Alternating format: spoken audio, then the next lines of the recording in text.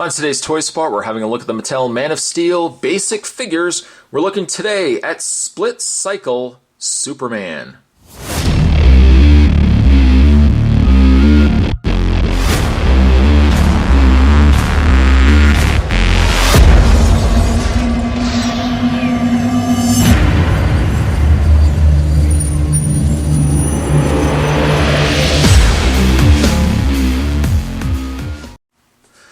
Though it actually says Split Cycle Superman as the name of this character, or this figure, it just says here, motorcycle. I guess indicating that's the accessory that comes with Superman. They're really driving home that this comes with a motorcycle, though. The top is something I want to mention because the Movie Masters Superman figures don't actually have this, but this is a phenomenal picture of Superman. Look how angry this Superman looks. I'm really a product of the 80s, a product of Christopher Reeve as my Superman. But you know what, though? I'm going to say this. This, to me, that really personifies Superman. I mean, that is a perfect look for him. Sure, he doesn't have the Superman-esque curl from what I can tell. But Henry Cavill, I think definitely is going to be a good choice for Superman. This is some really solid packaging. The figure, on the other hand, I don't know about the figure, but I think the packaging is so far the best part of this review. I could even just wrap this. No, I won't wrap up the review. On the back of the package, indicating the Man of Steel and the gimmick, figure may not stand, holding accessory as shown. Oh, that's a shame. But you can see that he pulls apart the bike. We will get into that when we get the package opened up. We also have flight speeders. It looks like different methods of deploying vehicles where you can put your figure in it. It also says works with, so maybe you can put these figures into these vehicles and fire them off. Both the vehicles as well as the basic figures all come to us from the good folks at Mattel. The good folks at Mattel. What I am going to do is take a break. I'm going to get this opened up. When we come back, we're going to look at the Split Cycle Superman. Don't go anywhere. Stay tuned. First, having a look at the Superman figure before we have a look at the motorcycle. It's not a bad-looking Superman. I wouldn't say sculpt level. You're not necessarily buying this figure for sculpt. It really is just a blue-eyed, black-haired guy. I think the paint is not the cleanest. I have what either is a really long hair on Superman's face, or it's just a big splotch of paint. I'm thinking it's more the second.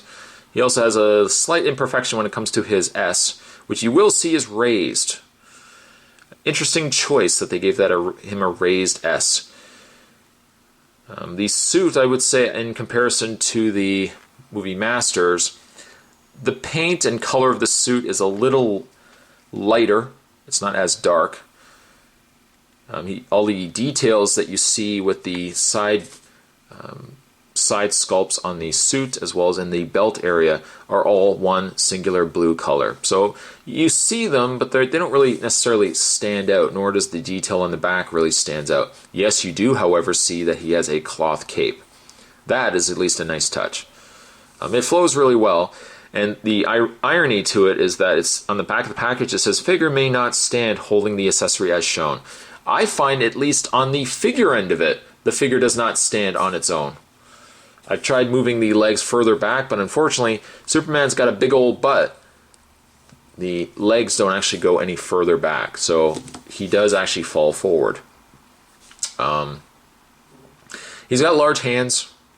They are open so he can hold his accessory.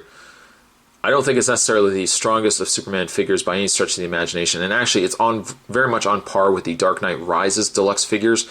This kind of disappoints me because with the deluxe figures of Batman Begins and the deluxe figures of Dark Knight, in both cases Mattel at least made efforts. We were getting Movie Masters versions of these figures, but we were also getting really good deluxe figures. They were a little higher in scale. They had articulation. Accessories, okay, accessories were a little ridiculous at times, and some of them had more gimmicks than others, like the Scarecrow was really, really bad. But they were at least made attempts to try to come out with a line. I feel ever since Dark Knight Rises, and now seeing the basic figures here with Superman, I feel like Mattel is really putting efforts into their movie masters and then quickly rushing out a product for all the other kids and other collectors that are just wanting a more basic version of the figures. The figure itself is all right, but I don't feel like it's anything spectacular. Now, really, by that comparison, the DC Infinite Heroes from Mattel was also not a spectacular line either. Some of those figures were quite, not the greatest of figures, but still, it wasn't too bad. You do see also that his cape doesn't actually go all the way to the front. In fact, the front pieces of his cape are plastic and painted in. But I suppose for a smaller figure, it's not bad. It's not too bad. But definitely, I feel like it could be a lot better. I mean, this figure was probably about $10.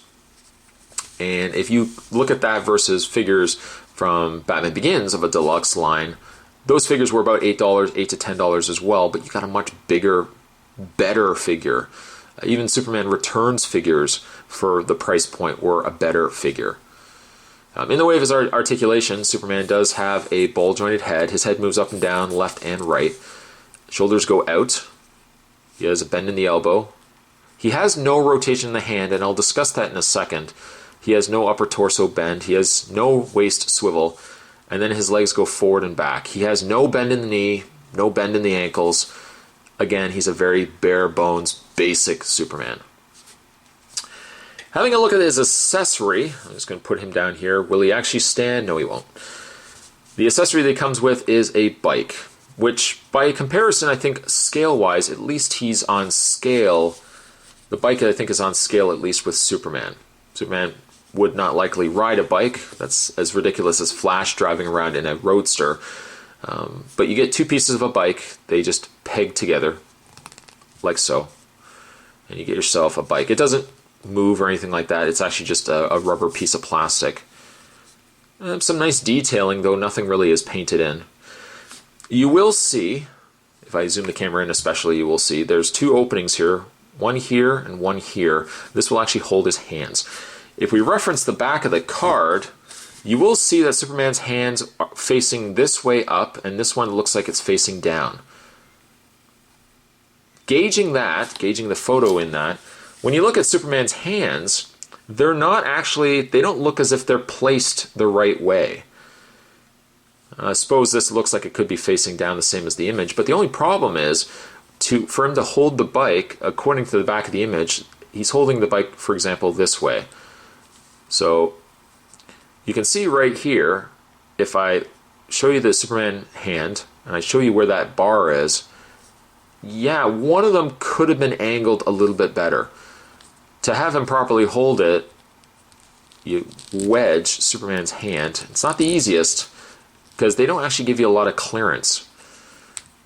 But you take Superman's hand, and you just peg it into that first spot.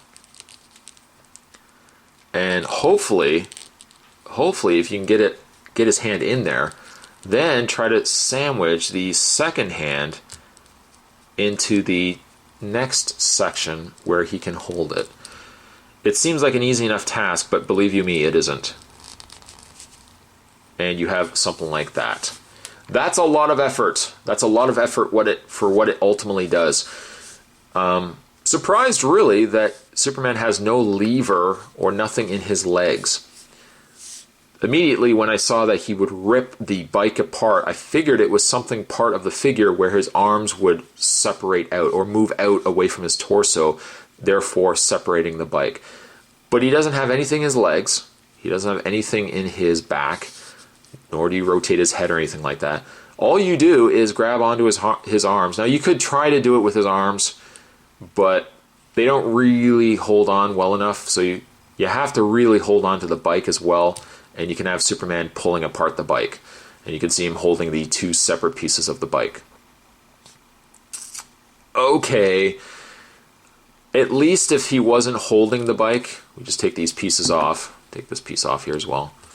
At least if he wasn't holding the bike, you would have a Superman that doesn't do anything that relies solely on a gimmick. You know, if you squeezed it, his arms would spread out. You know, if you press the lever. He doesn't have that, which is good. for just a display purpose Superman. You want something just on your shelf, just a basic Superman, at least you have it. But this, for how much hassle it is to try to get it in his hands, for him just to pull it apart, by you really just putting your own pressure on it and just separating the bike, I don't know, I kind of feel like this bike is just a waste.